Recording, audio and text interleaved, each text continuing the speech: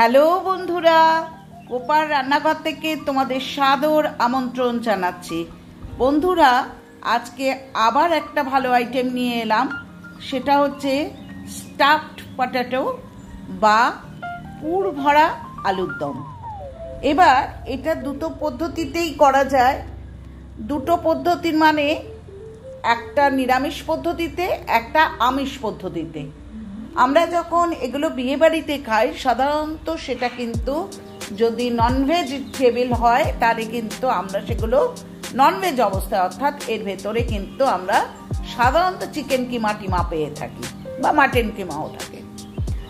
আর যদি veg counter হয় তাহলে সেখানে কিন্তু আমরা সাধারণত পনিরের পুর ভরা স্টাফ পটেটো বা পুর ভরা আলুর দম পেয়ে থাকি। তো আমি এটা জন্মাষ্টমীর দিন বানিয়েছিলাম। সবাই কিন্তু যে কোনো অনুষ্ঠানে, অর্থাৎ বাড়িতে গেট টুগেদার হোক, জন্মদিন হোক বা ঠাকুরের কোনো অনুষ্ঠান হোক না কেন, তোমরা এটা করতে পারো। তো এটার জন্যে আমি কিন্তু নিরামিষ করেছি পনির দিয়ে।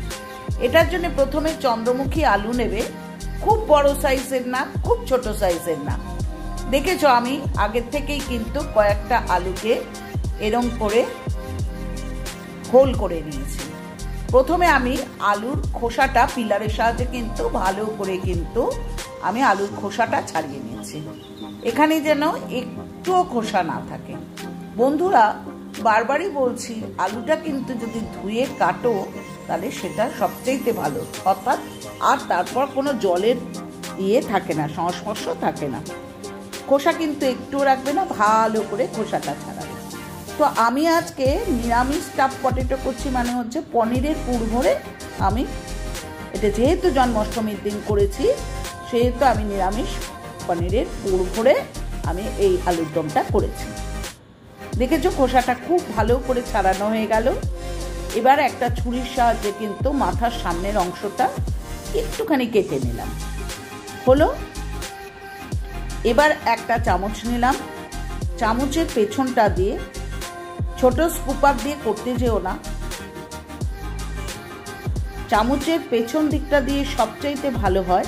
পটলের দোরমায় যেমন পুরটা ভরার সময় ভেতরের যে অংশটা আছে সেটা বার করে দাও, ঠিক এইভাবেই আলুর ভেতরের যে অংশটা রয়েছে, অর্থাৎ একটা হোল করতে হবে তোমাকে, একটা ফুটো করতে হবে। তবে হ্যাঁ বন্ধুরা, এই চামচের পেছনটা চালানোর সময় অবশ্যই কিন্তু সচেতন থেকো যাতে এই আলুর গাটা অর্থাৎ ফুটো না হয়ে যায়, তাহলে কিন্তু পুরটা সেখান থেকেই বেরিয়ে যাবে।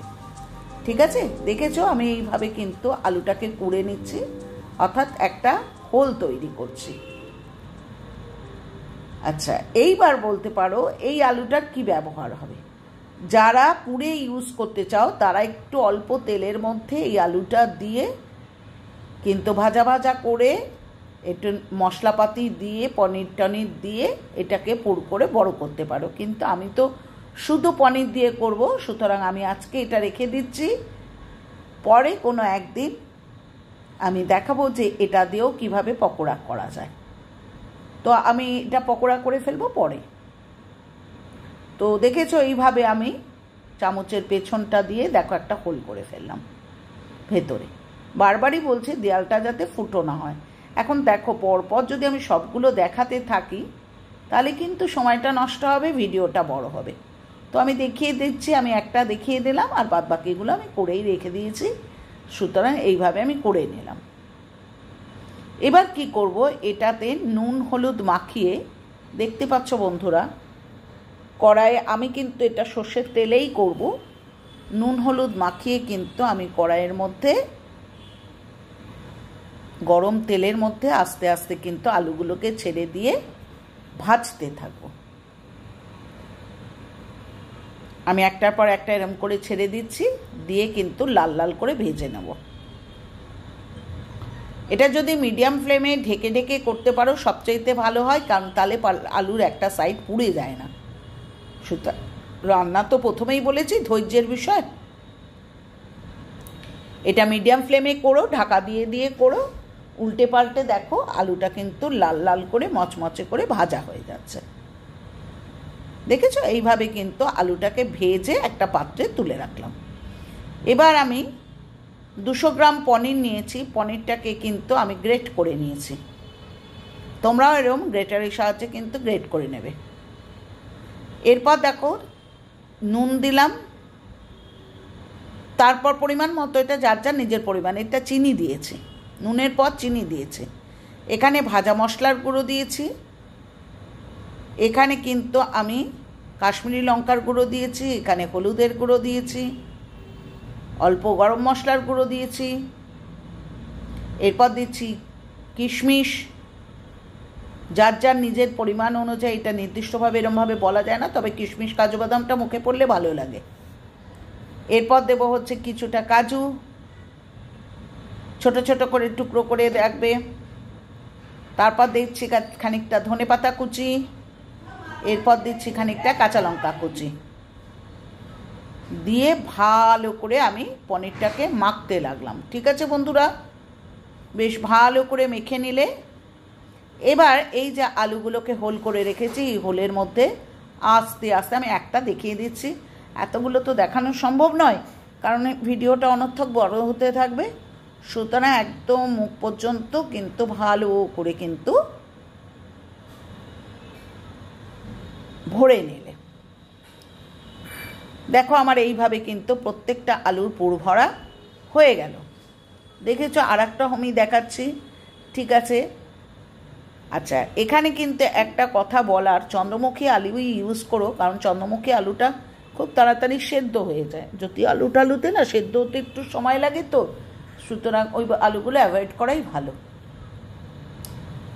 হয়ে গেল, আমি একটার পর একটা পুর ভরে কিন্তু এই দেখো এইভাবে রেখে দিয়েছি।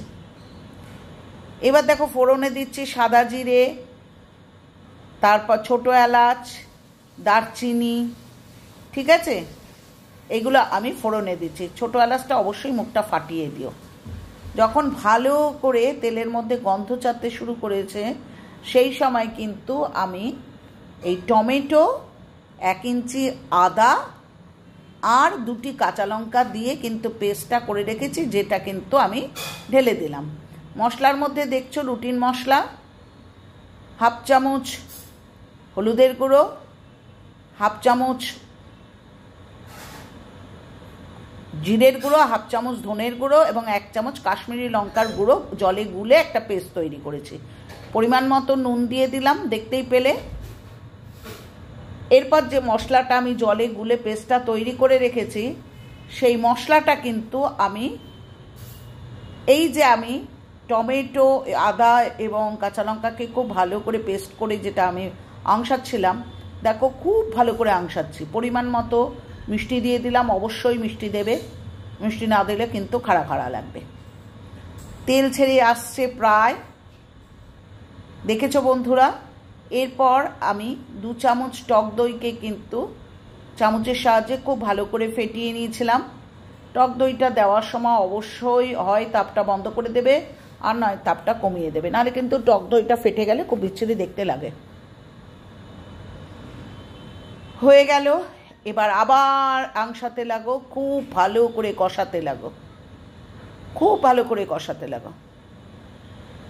এবার কষিয়ে কষিয়ে কষিয়ে কষিয়ে যখন দেখলে যে প্রায় তেল ছেড়ে গেছে, দেখো উপর থেকে কিন্তু আমি 4টে কাঁচা লঙ্কা দিয়ে দিলাম, কারণ কাঁচা লঙ্কা স্মেলটা তো সুন্দর লাগে, কাঁচা লঙ্কা দিয়ে দিলাম। ঠিক আছে, দেখছো তেল ছাড়ছে।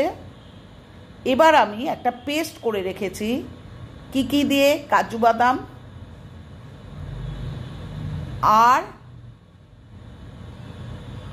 বাদাম আর পোস্ত দিয়ে আর চালমগজ দিয়ে আমি একটা পেস্ট করে রেখেছিলাম। সেই পেস্টটা কিন্তু আমি যখন আমার সবটা কষানো হয়ে গেছে তখন আমি দিচ্ছি, তাতে একটা ক্রিমি টেক্সচার আসে। তবে কাজু বাদাম দিলে আবার নিচে থেকে ধরে যাওয়ার চান্স থাকে, সুতরাং একটু কাজু বাদামের পাত্রটা জল দিয়ে ধুয়ে দেখো আমি দিয়ে দিলাম। ঠিক আছে, এবার আবার কষাতে লাগলাম, খুব ভালো করে কষাতে লাগলাম। যখন দেখছি চারপাশ থেকে ভালো করে তেল ছাড়ছে, তখন কিন্তু গরম জল, অবশ্যই কিন্তু বারবার বলছি গরম জল ঢেলে দেবে। যে যার পরিমাণ মতো ঝোল দেবে, এখানে বলার কিছু নেই, তবে ঝোলের পরিমাণ একটু কম দিলেই ভালো হয়। আর ঝোলটা যখন টকবক করে ফুটবে তখন এই পুরভরা আলুগুলোকে ছেড়ে দিতে হবে। ঝোলটা ফোটার আগে কিন্তু কখনোই দেবে না, তাহলে কিন্তু পুরগুলো ছেড়ে বেরিয়ে যাবে। ঝোলটা যখন টকবক করে ফুটছে তখন পুরভরা আলুগুলোকে দিয়ে ঢাকনা চাপা দিয়ে সিমে করে রেখে দেবে। ওপর থেকে দেখো ঘি এবং গরম মশলা দিয়ে একটু নাড়াচাড়া করে নামিয়ে দেবো।